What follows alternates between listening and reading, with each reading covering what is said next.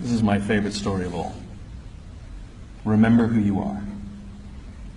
There was an Undersecretary of Defense who was giving a speech at a large conference of like 1,000 people.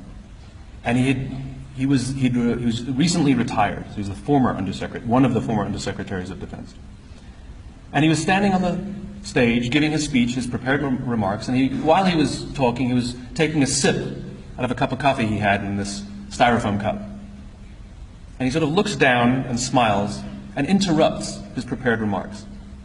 And he says, you know, last year I was the secretary, I was the undersecretary, and I spoke at this exact same event in this exact same venue last year. Except last year, while I was still undersecretary, they flew me here business class. They had a car waiting for me to take me from the airport to the hotel.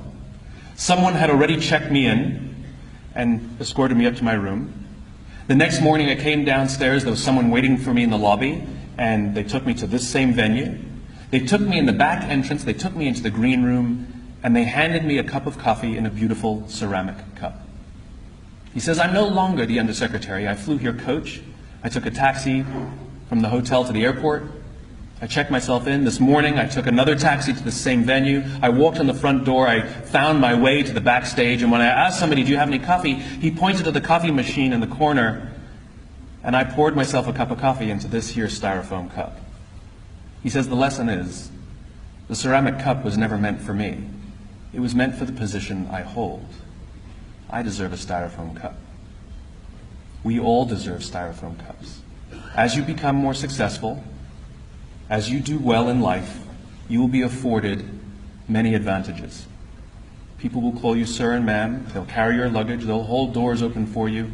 They will bring you a cup of tea without you even asking for it. But it's not meant for you. It's meant for the position you hold. And when you move on, they will give all those things to the person who replaces you. Never, ever forget that you only ever deserved a styrofoam cup.